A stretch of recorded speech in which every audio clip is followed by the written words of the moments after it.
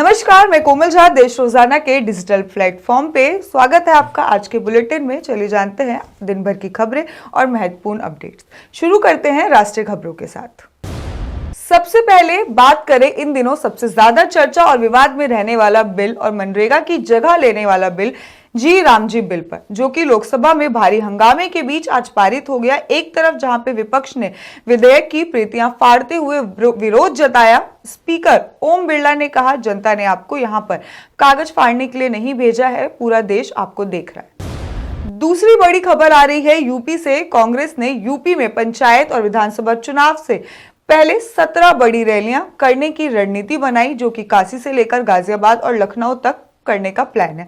कांग्रेस का ये 17 रैलियों का ग्रैंड प्लान उत्तर प्रदेश में अपनी सियासी मौजूदगी मजबूत करने के लिए माना जा रहा है। सुप्रीम कोर्ट का आदेश, दिल्ली में केवल BS4 या BS6 वाहन ही चलेंगे। 10 से 15 साल पुराने होने पर सुरक्षित BS3 और उससे पुराने वाहन प्रभावित होंगे। पश्चिम बंगाल सीएम ममता बनर्जी ने मनरेगा के नाम बदलकर विकसित भारत जी रामजी करने पर निशाना साधा। कहा कि राज्य के ग्रामीण रोजगार योजना अब महात्मा गांधी के नाम पर होगी। राष्ट्रीय महापुरुष के सम्मान की जरूरत जताई। चलिए अब जान लेते हैं हरियाणा की कुछ खास खबरों के बारे में। हरियाणा विधानसभा में गुरु तेग बहादुर जी के 350वीं शहीदी दिवस पर प्रस्ताव सर्वसम्मति से पारित किया गया।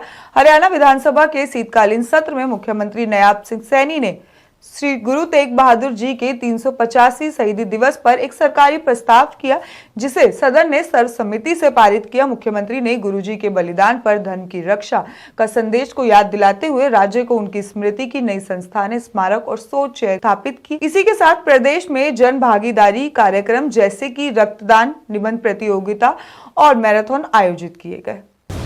सिरसा की सांसद कुमारी सैलजा ने लोकसभा में सड़क सुरक्षा और अधोसंरचना से जुड़े सवाल उठाए। केंद्रीय मंत्री नितिन गडकरी ने बताया कि साहूवाला, प्रथम ओंडा, चोरमार और समानखेड़ा में अंडरब्रिज निर्माण मार्च 2026 से शुरू होगा। डिंग में अंडरब्रिज या बाईपास की फैसिलिटी पर काम चल रहा है। मंत्री ने NH9 पर सड़क सुधार, आपातकालीन सेवाएं और प्रकाश व्यवस्था मजबूत करने का भी भरोसा दिया।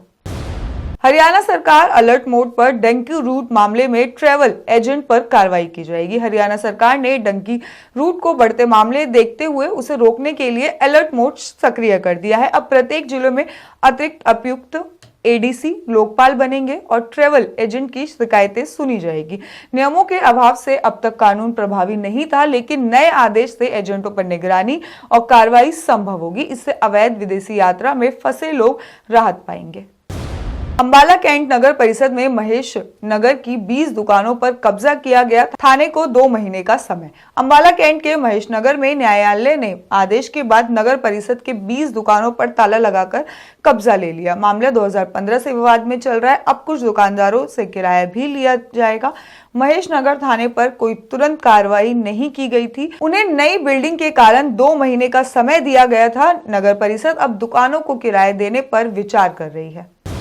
कुरुक्षेत्र में वीजा एजेंट के घर ईडी की रेड, अवैध विदेश भेजने का आरोप। हरियाणा में कुरुक्षेत्र में ईडी ने वीजा एजेंट विशाल चावला के घर पर छापेमारी की।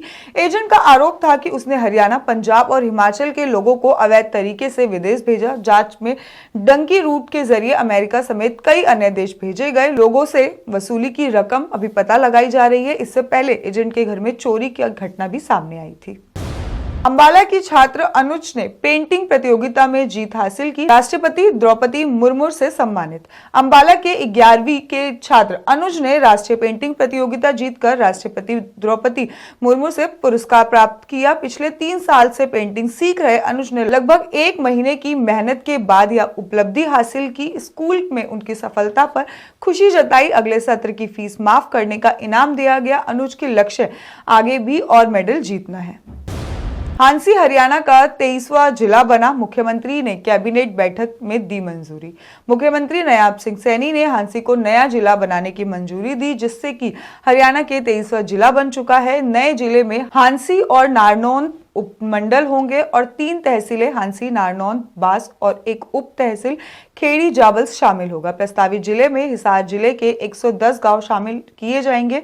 इसके बाद 3 ब्लॉक हांसी 1, हांसी 2, नारनौंद बनाए जाएंगे। हरियाणा सरकार ने 10वीं टॉपर्स के लिए 2 साल की छात्रवृत्ति योजना शुरू की।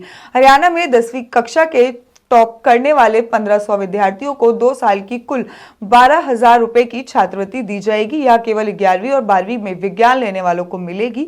भिवानी बोर्ड, सीबीएसई और आईसीएसई के छात्र होंगे, लेकिन न्यूनतम अंक अलग होंगे। छात्रवृत्ति सीधा विद्यार्थियों के बैंक खाते में दी जाएगी और जिसका उद्देश्य आर्थिक रूप से कमजोर छात्रों को उनकी पढ़ाई जारी रखना होगा। लुवास पलवल में हरियाणा पशु विज्ञान केंद्र स्थापित करेगा, किसान को मिलेगी आधुनिक तकनीकी मदद। लाला लाजपत राय पशु चिकित्सा एवं पशु विज्ञान विश्वविद्यालय लुवास पलवल के गांव पातली खुर्द में हरियाणा पशु विज्ञान केंद्र बनाया जाएगा। यह केंद्र डेयरी, भेड़, बकरी, सुअर, मुर्गी और मत्स्य पालन में किसानों को स्वरोजगार और कौशल विकास प्रशिक्षण भी प्रदान करेगी। साथ ही स्नातक और डिप्लोमा छात्र को इंटर्नशिप और क्षेत्रीय अनुसंधान के अवसर भी मिलेंगे। हरियाणा में स्वास्थ्य विभाग के 5,384 पद खाली, मरीजों को सुविधाओं में कमी। हरियाणा विधानसभा में स्वास्थ्य मंत्री आरती सिंह राव ने बताया कि राज्य में स्वास्थ्य विभाग में कुल 21,296 पदों में से 5,384 पद रिक्त हैं। Doctor, senior medical officer, dental staff और मल्टीपर्पज हेल्थ वर्कर समेत कई श्रेणियों में भारी कमी है, जिससे कि अस्पतालों और स्वास्थ्य केंद्रों में मरीजों को मिलने वाली सुविधाएं पर असर पड़ रहा है। विपक्ष ने सरकार की स्वास्थ्य नीतियों पर सवाल उठाया और स्थायी भर्ती की मांग की है।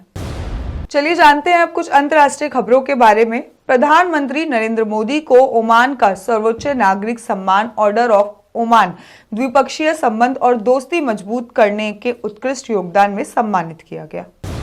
ताइवान चीन में तनाव बढ़ा। चीन ने 40 विमान और 8 नौसैनिक जहाज ताइवान के आसपास 26 विमानों के ADIZ के मध्य रेखा के पार की। 2025 में भारत अमेरिका संबंध दशकों के सबसे जटिल दौर में हडसन इंस्टीट्यूट की विशेषज्ञ अर्पणा पांडे ने के अनुसार रिश्ता लगभग रॉक बॉटम, लेनदेन पर केंद्रित और व्यापार विवादों तक तनाव बढ़ा। साल 2025 में कनाडा स्टूडेंट वीजा पर पोस्ट ग्रेजुएशन और वर्क परमिट रिजेक्शन बढ़ा। भारतीय छात्रों के लिए 80% एप्लीकेशन रिजेक्ट। सख्त नियम, 62 टेस्ट दस्तावेजों की कमी मुख्य कारण रहे। आज के लिए इतना ही। बाकी के अपडेट्स के लिए देखते रहिए देश रोजाना। टाइप करें देश रोजाना के YouTube चैनल को और नई वीडियो की नोटिफिकेशन पाने के लिए बेल आइकन जरूर दबाएं। अगर आप ये वीडियो Facebook या Instagram पर देख रहे हैं तो पेज को लाइक और फॉलो जरूर करें और ज्यादा से ज्यादा शेयर करें।